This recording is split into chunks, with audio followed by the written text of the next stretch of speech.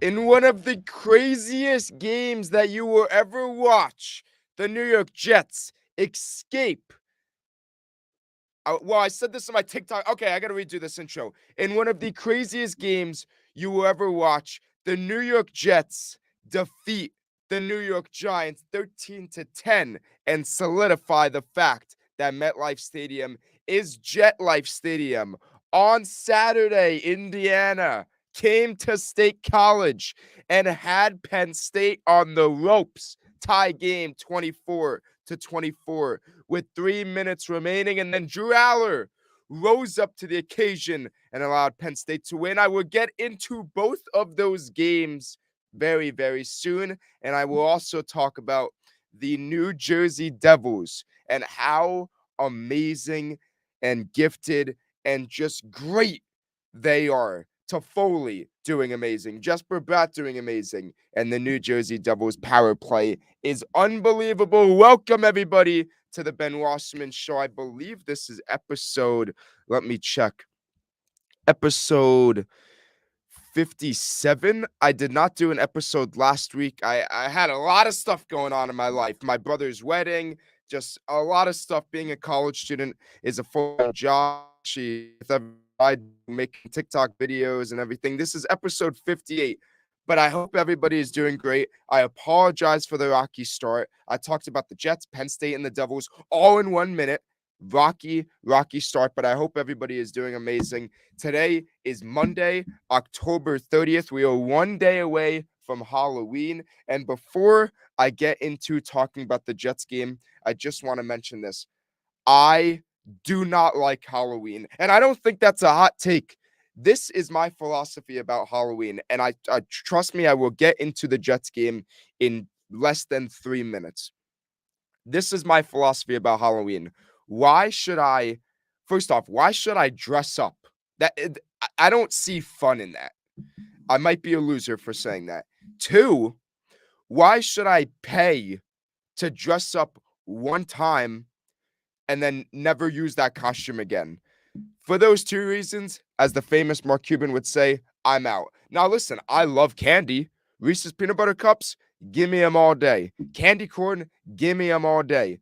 But I am not a fan of Halloween, and I want to make that very, very clear.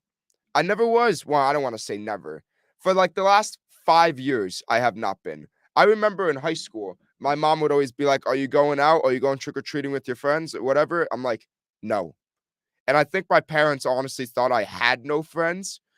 And I didn't have a lot of friends, but I mean, I did have some that were going out trick-or-treating, and I always said no. So anti-Halloween, but for all you people that love Halloween, happy Halloween. Well, Halloween Eve.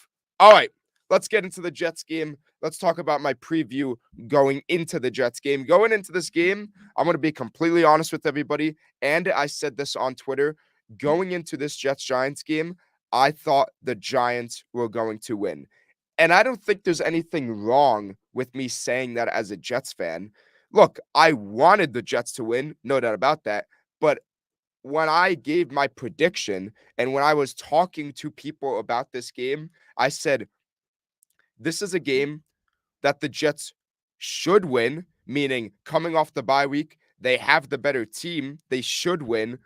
But this is a game I just felt weird about it. I felt like the Giants were just going to come out and win by 3. And that should have happened. That should have happened. Let's be real. But this is what happened.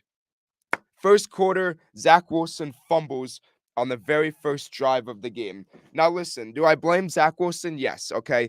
But overall, Zach Wilson, I thought, had a good game. And I would talk about Zach Wilson a little bit after I go through the game. But just to give you the short synopsis, Zach Wilson had a good game, and he allowed the Jets to win. So going back to this first drive, the fumble was on him, but also Mekhi Becton got absolutely blown up all game long by Kayvon Thibodeau.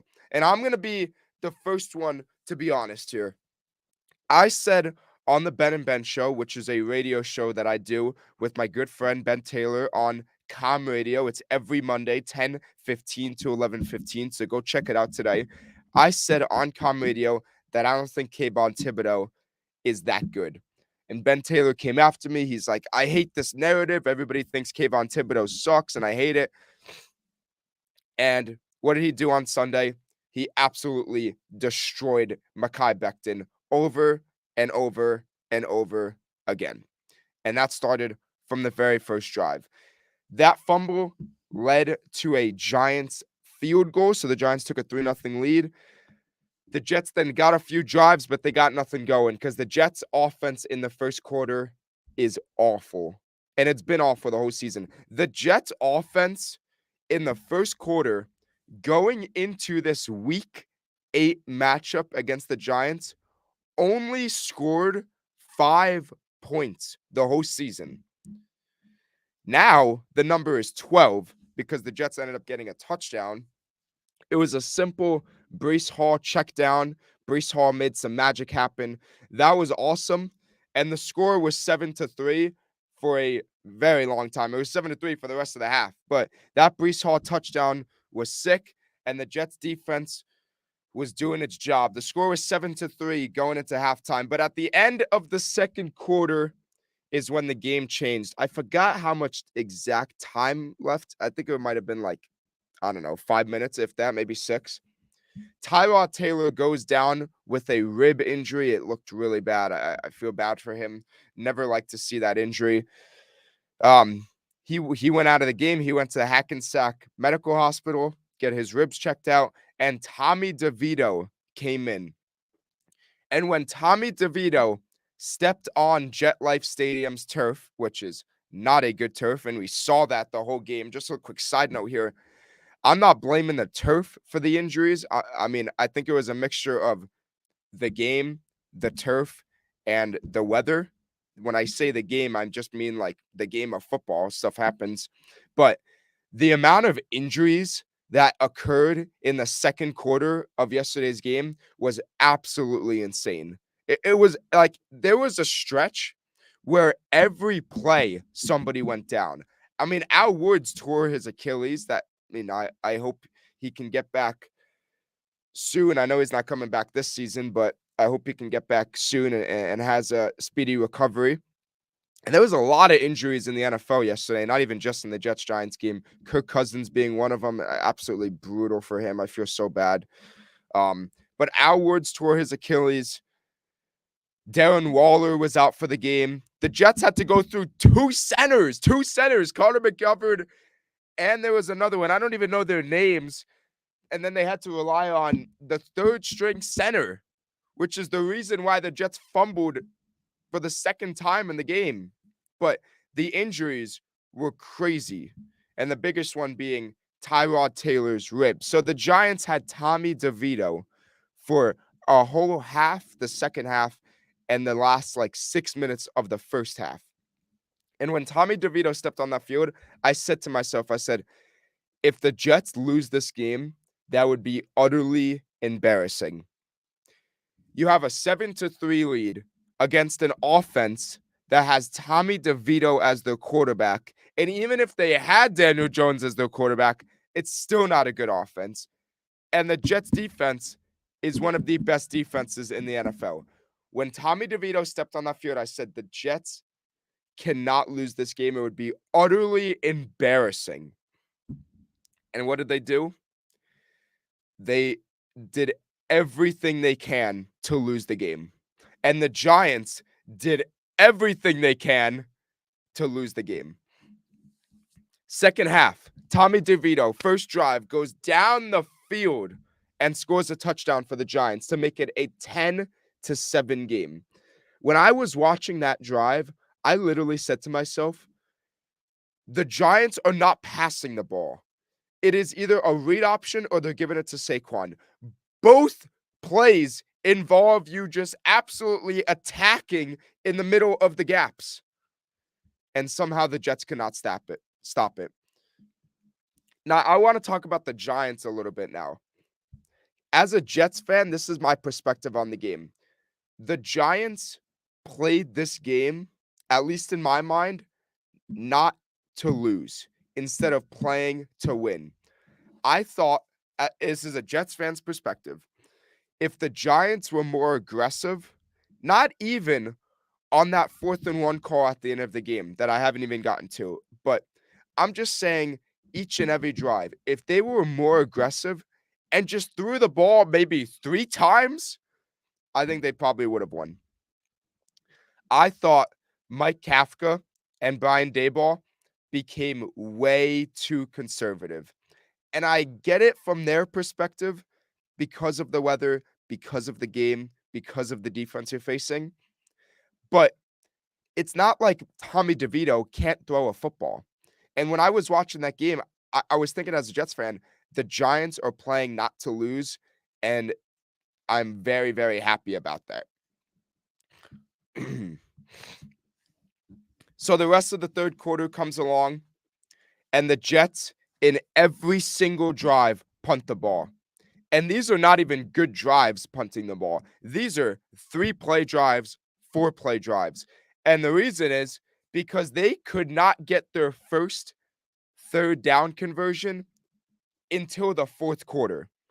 The Jets offense on Sunday was equally hard to watch as Penn State's offense last Saturday, 2 weeks ago in Columbus. Penn State's offense in Columbus was 1 for 16 on third downs, only got 1 touchdown in the game. The Jets offense on Sunday, yesterday, was 0 for 11, I believe, and then finally got their first third down conversion. And thank God they did. Because they needed it. If the Jets punted the game away the whole game, meaning they just punted and never got the ball back, I don't know if I could ever watch football again. I mean, it was that bad to watch. But finally, in the fourth quarter, it was like a 3rd and 10. Zach Wilson uses his legs. Jets get the first down conversion. When Zach Wilson got that first down conversion, it was like the Jets won the Super Bowl. I mean, it was crazy. So anyway, fourth quarter comes, and the Jets punt the ball away. So now the Giants have it. And the Giants have a 4th and 1 opportunity. They chewed the clock. And by the way, I want to mention this before I get to what happened, but the amount of penalties in the game for the Jets is unacceptable. That's on the coaching. I don't care what anybody says. That is on the coaching. Jermaine Johnson throwing down Tommy DeVito, allowing the Giants to get 3 points. Unacceptable. I mean, that killed more time off the clock. That allowed them to get a touchdown. I said 3 points before. That's my mistake. Jermaine Johnson penalty. Unacceptable. That guy, I don't even know his name. I think it's Sherwood. That guy jumping off sides on a Giants punt. Unacceptable. That is the reason why the Giants had a field goal opportunity. The Giants were going to punt at the 5-yard line. Their own 5-yard line, or maybe 10 or 15, whatever. How do you jump off sides? I've never seen that before. How do you jump off sides there? And then there's other penalties. I forgot who, but just so many unnecessary fouls. Whether it's unsportsmanlike conduct or, like, I don't even know, offsides. There's so many. The Jets yesterday, listen to this stat, had 9 penalties for 85 yards. That is on the coaching. That can never happen again. The fact that the Jets won yesterday while going 2 for 15 on third down and having 9 penalties for 85 yards is beyond me. That needs to be figured out today. Because when they play the Chargers next Monday, you have 9 penalties for 85 yards, you're not winning. There was only like 2 teams in the NFL that you can beat going 2 for 15 on third down and having 9 penalties for 85 yards. One is the Giants, and two is probably the Chicago Bears. Just absolutely unacceptable. So after that offsides, the Giants go down the field. They had a 4th-and-1 opportunity. They already killed 6 minutes off the clock. 4th-and-1 opportunity. And I was watching the game with my girlfriend. She's a Giants fan.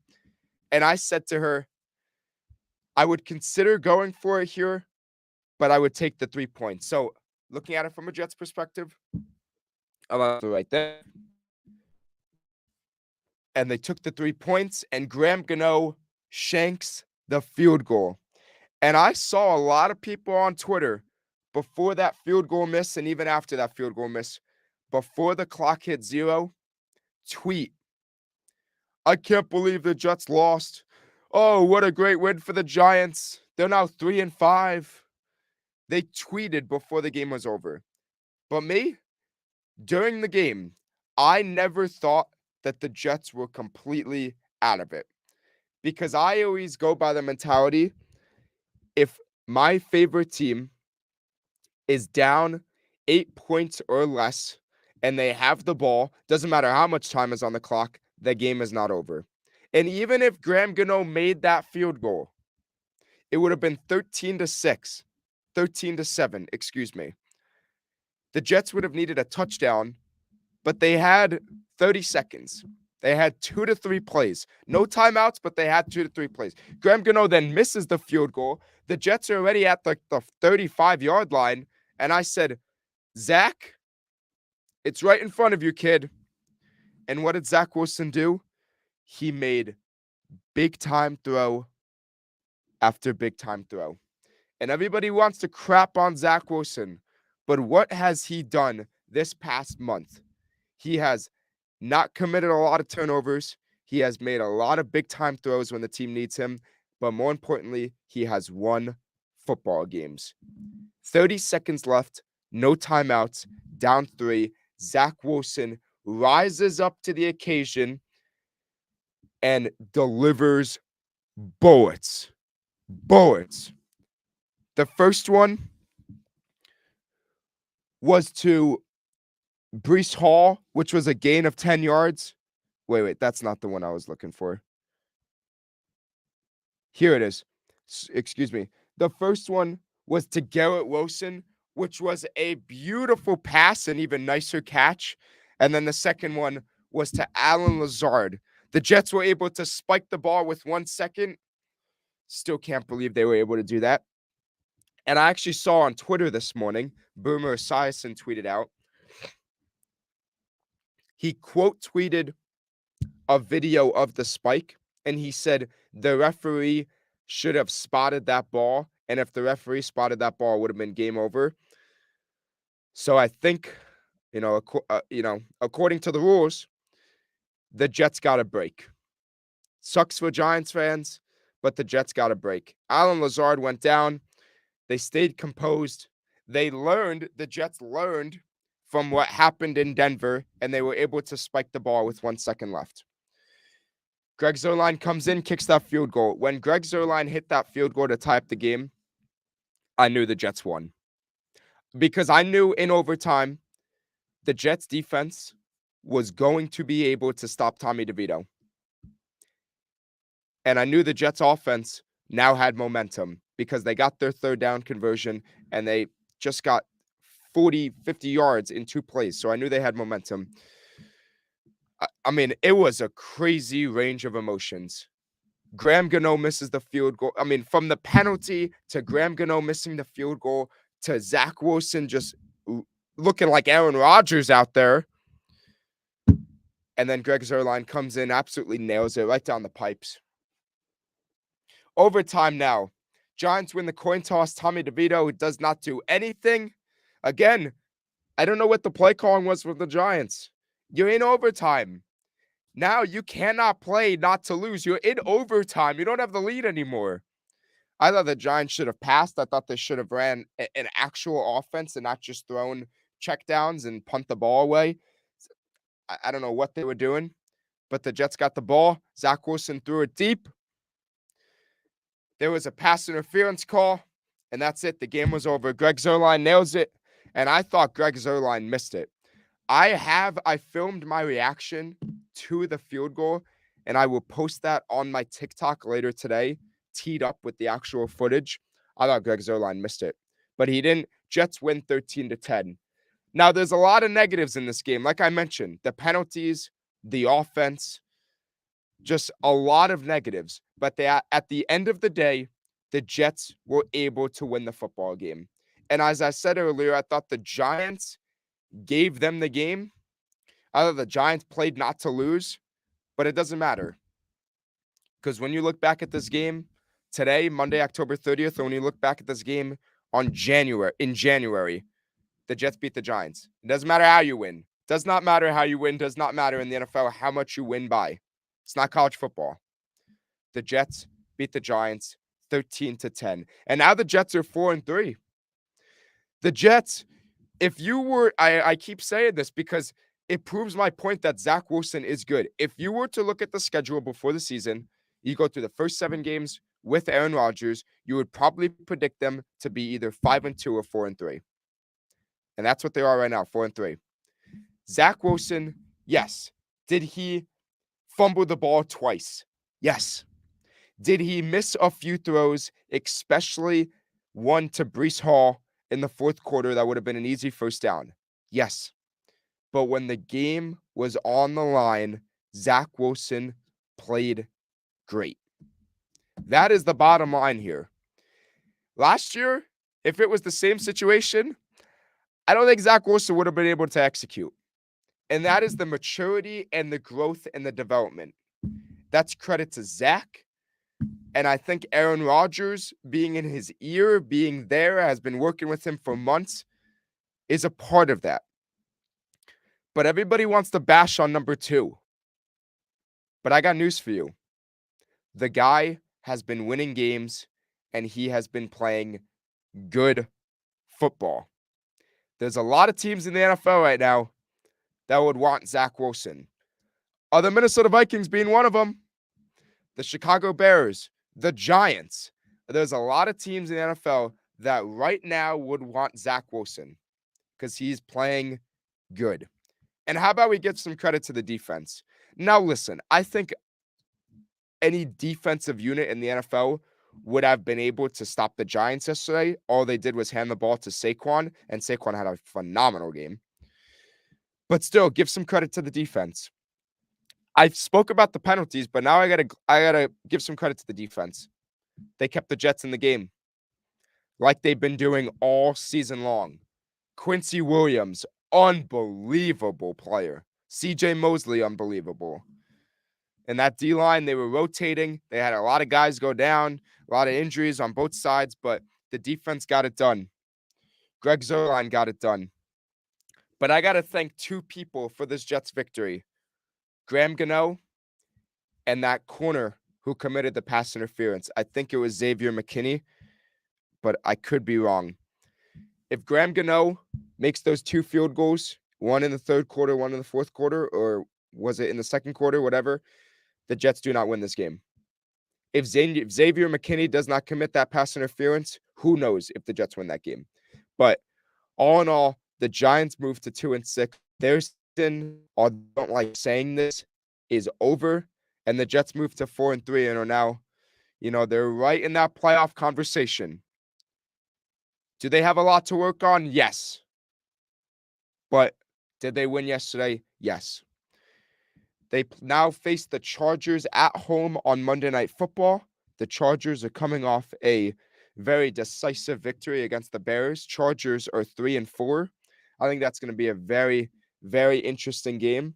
Chargers have a lot of talent. They don't live up to it. The Jets have a lot of talent, and they have been living up to it, but they are sometimes a hard watch on the defensive end. So that recaps the Jets-Giants game. Zach played well. Injuries were bad. Offense was bad, but Zach got it done, and the team as a whole got it done in all phases. When the game was on the line, all phases of the team got it done. Now I'm going to shift units a little bit and talk about Penn State football. Penn State, 2 weeks ago, lost in Columbus. I had a lot of confidence that they were going to win. Still very upset that they lost.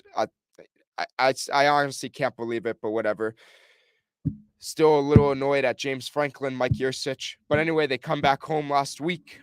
They face Indiana, who is literally one of the worst teams in the Big Ten, and they played horrible. Mike Yurcich continues to blow Penn State fans' minds as to how one's play calling can be so bad. Mike Yurcich runs Katron Allen to the right side. He runs zone runs, outside zones to the right when you have the best left tackle in college football on the left. Mike Yurcich takes no deep shots. It's the same offense. Just hand the ball off, read options, but there's no read because Drew Aller doesn't run. So Penn State's offense was awful. And they were making Indiana's defense look great. And then Penn State's defense, which I believe is the best unit in college football, did not really come to play on Saturday. Indiana had explosive play after explosive play, and they put up 24 points in total. So, yes, Penn State won the game. And they won the game because Drew Aller was able to make that play that Penn State fans were all hoping for all season long. He threw a beautiful 50-yard touchdown pass to Keandre Lambert-Smith, and then Indiana got the ball back, denied Dennis Sutton, forced a safety. He forced a fumble, and then the ball rolled to the back of the end zone, which was a safety. And that was it. That was the game, 33-24. But that was a bad, sloppy win. And in the NFL, you could say that was like a win's a win. But in college football, yes, a win's a win. And nobody's really going to be talking about this game, but that was a bad win. It was 24-24 with 3 minutes left at home against Indiana. Your offense was terrible. Your defense was terrible. So, there's a lot to be upset about. But the main storyline is after Drew Aller threw his first interception of the season, he came back and responded by throwing a beautiful pass. So hopefully now going into this game away at Maryland and for the rest of the season against Michigan, Rutgers, Michigan State, with Drew Aller getting the interception out of his system, maybe he'll be more comfortable taking deep shots. Or maybe those deep shots will connect because he's not scared. I don't know. But you got to be happy what you saw after the interception. And you got to be happy what you saw in the last 3 minutes of the game. The defense came up and Penn State got a win. Because in previous years, in those types of games, and this is very relatable to the Jets. In previous years, in sloppy games, Penn State would find a way to lose. The Jets would find a way to lose. But Penn State didn't this year. Right? They won the game. So I'm happy they won. They got a lot to work on. But they're now going away to Maryland, which I think is a tough test. But Maryland is not playing well. They just lost to Northwestern. So, Penn State got it done. Offense has to be more explosive. Defense can't give up explosive plays. That's what it comes down to. We'll see what they do in Maryland. One last thing as we are inching up on the 30-minute mark. Not we, I. The New Jersey Devils are absolutely incredible. I knew going into this year that the Devils would be great. But watching the Devils power play is art. I mean, Luke Hughes, Tyler Toffoli, Jack Hughes, Jesper Bratt, Timo Meyer. It doesn't matter who's on the ice. The puck goes side to side, up and down, extremely fast, extremely efficient, and they produce goals almost every time. So the Devils are now 8 games into their season, and they are 5-2-1.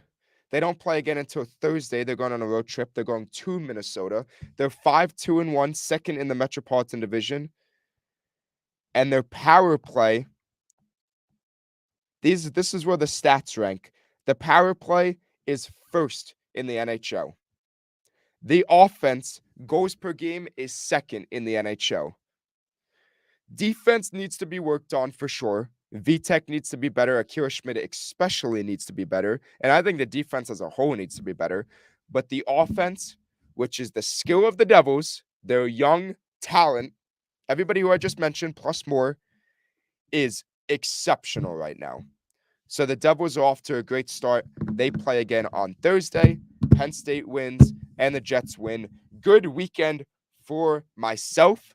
Very stressful weekend with how the games were, but good weekend for myself. And that concludes the Ben Wasserman Show, episode 58, I believe. So all in all, it was positive. And the week ahead, the Jets play next Monday. The Devils, as I said, play on Thursday, and Penn State plays on the road against Maryland. So it's already it's October 30th, almost Thanksgiving season, almost November, which is absolutely wild. But I hope everybody has an amazing week. If you want to follow me on Twitter, it's at Ben Wasserman, for TikTok at Ben the Sports Guy, Instagram at Ben.Wasserman_. Everybody, thank you for watching or listening. I appreciate every single one of you, and I will see you next Monday. Take care. Peace out.